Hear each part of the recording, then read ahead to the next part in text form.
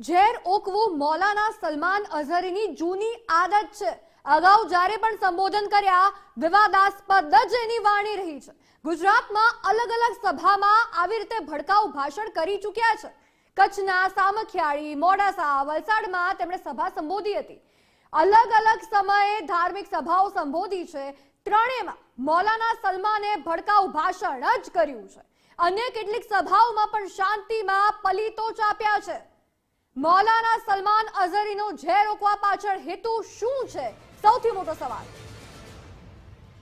ન્યૂઝરૂમથી અમારા સંવાદદાતા કિશન કાંટિલિયા લાઈવ જોડાયા છે। કિશન, જ્યારે પણ આ મૌલાના દ્વારા ભાષણ આપવામાં આવ્યું છે, ભડકાઉ ભાષણ રહ્યું છે, હવે હેતુ શું હોઈ શકે આની પાછળ? બિલકુલ, આ મૌલાનાની ધરપકડ કરી છે કારણ કે મૌલાનાએ જૂનાગઢની અંદર ભડકાઉ ભાષણ કર્યા।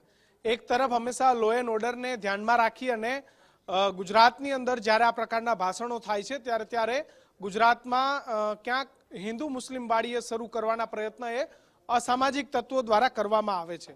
હિન્દુ અને મુસ્લિમો આમ ગુજરાતમાં ભાઈ થઈને રહે છે, ભાઈચારા સાથે રહે છે, પરંતુ આવા જે મૌલાનાઓ છે કે જે મૌલાનાઓનું કામ એ ધર્મના માર્ગે લઈ જવાનું છે, લોકોને ધર્મ શું છે શીખવાડવાનું છે। ધર્મ તમામ લોકોને એક જ બાબત શીખવાડે કે શાંતિથી રહો અને લોકો સાથે એકદમ લાગણીશીલ રહો, પરંતુ આ મૌલાના એ લોકોની વચ્ચે ભડકાવાનું કામ કરતો હતો। અમે જે જાંચ તડપાલ કરી છે અને જેના વિડીયો સામે આવ્યા છે અમારી ટીમ સામે, તેમાં મૌલાનાએ જ્યાં જ્યાં ભાષણ કર્યા છે લોકોએ ધર્મની વાત સાંભળવા માટે આ મૌલાનાને બોલાવતા હતા કે ભાઈ ધર્મ શું છે, ઇસ્લામિક શું છે, ધર્મ આપણને શું શીખવાડે છે, પરંતુ આ મૌલાનાએ ધર્મને બાજુમાં રાખી અને લોકોને ભડકાઉ ભાષણો કર્યા, લોકોને ભડકાવવાના ધંધા કર્યા। એમાં કચ્છનું સામખિયાળી હોય, વલસાડ હોય કે પછી જૂનાગઢ હોય, આ તમામ જગ્યાએ અરવલ્લીના મોડાસામાં અલગ અલગ 3 વખત આ મૌલાનાએ મુંબઈથી ગુજરાત આવ્યો છે અને અગાઉ પણ 3 વખત, એટલે કે મોડાસા, વલસાડ સાથે જ જૂનાગઢ અને કચ્છનું સામખિયાળી, તમામ જગ્યાએ મૌલાનાએ લોકોને ભડકાવવાના ધંધા કર્યા છે। લોકોએ સારું જ્ઞાન લેવા આવતા હતા કે આપણે સમાજ જીવનમાં રહીએ છીએ તો આપણે શું કરવો જોઈએ, આપણો ઘર સંસાર કેવી રીતે ચલાવવો જોઈએ, આપણે અલ્લાહ હોય કે ભગવાન હોય એનાથી નજીક કેવી રીતે જઈ શકીએ, એનું ભજન કેવી રીતે કરી શકીએ, આ બાબત શીખવા માટે લોકોએ મૌલાનાની સભામાં જતા હતા। પરંતુ એક તરફ આ સલમાન મૌલાના કે જેમને લોકોને સારું શીખવાડવાની બદલે લોકોને ભડકાવવાનો ધંધો કર્યો, કઈ રીતે ફરી એક વખત જે અસામાજિક તત્વો છે એમના દ્વારા અશાંતિ કેવી રીતે ઊભી કરી શકાય એ ધંધા મૌલાનાએ કર્યા।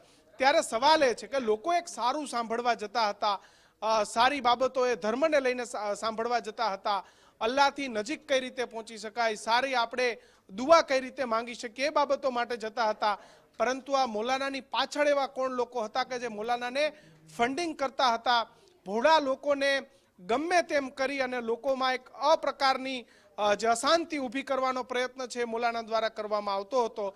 અને જે 3 વિડીયો સામે આવ્યા છે કશિશ, આ તમામ વિડીયોમાં મૌલાનાએ લોકોને ભડકાવવાના ધંધા કર્યા છે।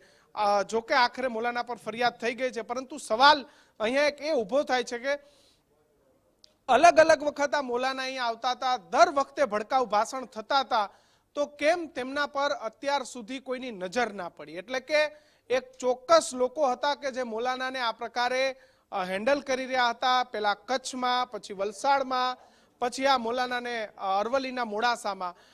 જે રીતે મને લાગી રહ્યું છે પ્રમાણે અરવલ્લીનું મોડાસા પણ સૌથી વધારે મુસ્લિમ સમાજના ભાઈઓ વાળું એ મોડાસા ગામ છે, તેને ટાર્ગેટ કરવામાં આવ્યું।